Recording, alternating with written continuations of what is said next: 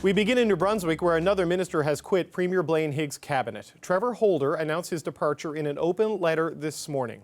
It read, "Under the leadership of Premier Higgs, caucus has been less about consensus and more about getting his own way. While I have tried my best to continue to work to maintain the integrity of the caucus system, I have finally come to the conclusion that this is no longer possible." Here with us yet again with the details is Jacques Poitras, CBC New Brunswick's provincial affairs reporter. Okay, so Jacques, another day, another resignation in New Brunswick. Tell us about this one. Yeah, let me tell you who Trevor Holder is. I first covered him in the 1995 provincial election when he was an unsuccessful candidate. He's the longest serving MLA in the New Brunswick legislature, one of only two ministers, until today, one of only two ministers to have served in three provincial premiers' cabinets, Bernard Lord, David Alward, and Blaine Higgs. He's always been a party stalwart, steady, no drama. We hadn't heard a peep about any discontent from him until that vote last week when he joined some of his colleagues in voting against the government. There's been sort of grumbling from some of the others and rumors, but this was totally new. And so his standing in the party, his credibility really lends a lot of weight to his resignation. And he made the same criticisms of Blaine Higgs as we heard from Dorothy Shepherd last week. He doesn't listen, he's got no empathy, he cuts his caucus and cabinet out of decision making. So, that's now two ministers in 2 weeks who've leveled largely the same criticism against Premier Higgs. Yeah, and as you say, this one coming from a party stalwart who hadn't been grumbling. So a resignation letter from Trevor Holder, another letter that came out today from 4 past presidents of the New Brunswick Progressive Conservative Party that also called on Higgs to resign immediately. What did this letter spell out? Yeah, this letter makes many of the same arguments that he hasn't established a connection with the party, he hasn't held a policy convention with party members since he's been leader, has no interest in what the party's saying. I should say there are some MLAs who've come out in support of the Premier who've said, we've got his ear when we need it, we can go up to his office and talk.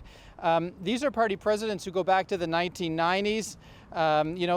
They've seen a lot. They've seen the party go through a lot in and out of power. And their message is this leadership review process that's starting now is going to be very messy, very divisive, and very public.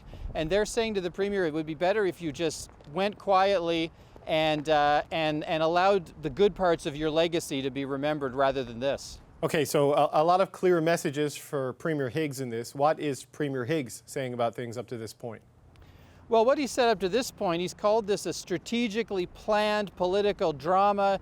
He said it's being done by a certain group within the party. And he's really tried to make it about this policy 713 that we've talked about on LGBTQ plus students in schools. But the party president said that is not what this is about. This is about something much bigger than that. And that was just kind of the tipping point. And I think it's clear as well as the days go by that this isn't just a small group within the party. This is a sizable current of opinion. No, it seems like you're reaching that kind of critical mass point, at this point in the story. So a loaded question for you, Jacques. What happens next? Well, the party's provincial council is meeting tomorrow, but this leadership review process didn't start in time to get on the agenda there, but a lot of the players will be in the room, so there'll probably be some shouting, some frank exchanges of views, as they sometimes say. And maybe as we get into next week, we will get a better picture of where this story is going to go next. Okay, Jacques Poitras, it's like you're co-hosting the show this week. We appreciate it, man. Thanks. We'll have you back the minute there's more news. It's an honor to be here. All right, thanks, pal. Okay, Trevor Holder's resignation letter was sent out just 1 hour after 4 past presidents of the party called on Higgs to resign immediately. Jason Stephen is one of those former presidents, and he joins me now. So, Jason Stephen, you've been volunteering and working for this party for the past 3 decades. What brought you to this point? Well, it was a very difficult day for sure. For me, it was all about the party never being about one person. The party is about more than one person. And as we articulated in the letter, the lack of consultation within the party, the policy process, policy conventions to allow the grassroots to speak on some of these issues, has come. And quite honestly, as I said earlier in many interviews, Premier Higgs has done a very good job at growing our population, at stabilizing our economy, and guiding us through the pandemic. And so, it's just time for him to pass the torch, to renew ourselves for the next election. The Premier has called all of this that's been happening a strategically planned political drama that was heightened by the Policy 713 debate. That's the policy that deals mostly with trans kids in school. But your letter says it runs deeper than that. What do you mean by that?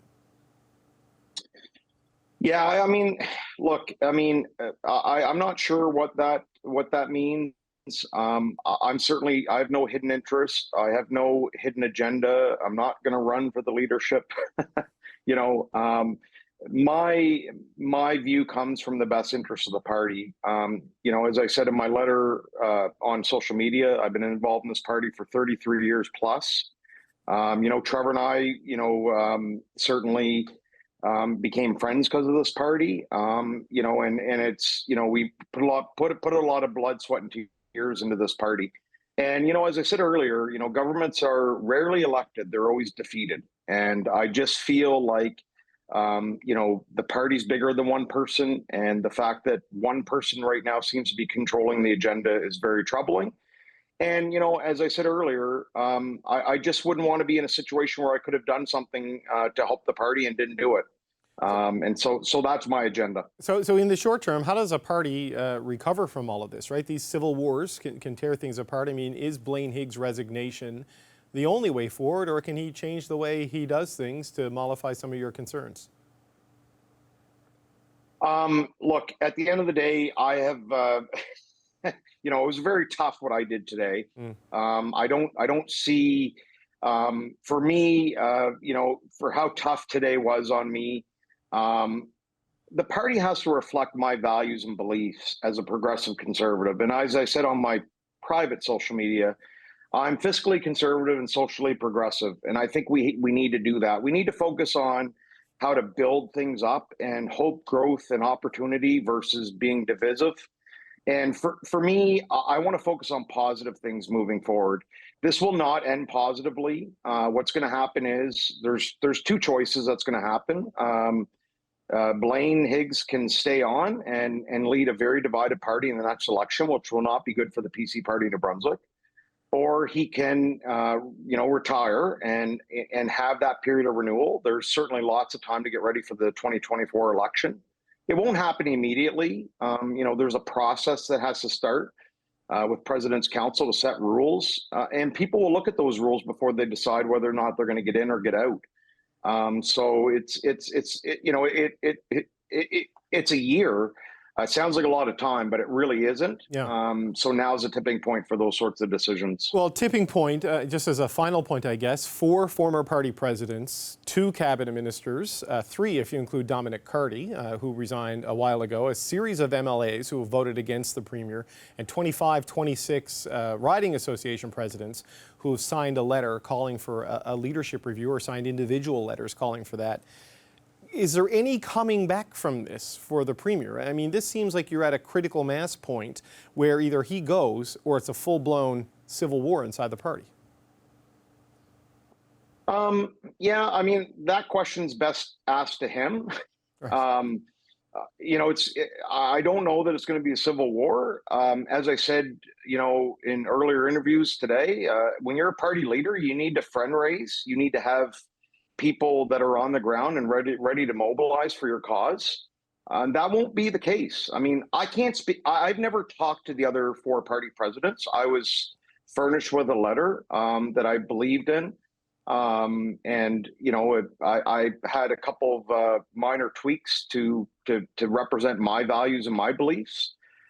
I'm sure that the other 3 did. There's no collusion. There's no hidden interest, but I can tell you with 100% certainty that I will not be a friend ready to mobilize in 2024 if Blaine Higgs is the Premier or the leader of the party. So, that's a choice that he's going to have to make. It'd be a shame that he threw away the experience and the expertise of people that have been involved in this party for a long time, but that's going to be his choice. Jason Stephen, I want to thank you for your time today. Thank you.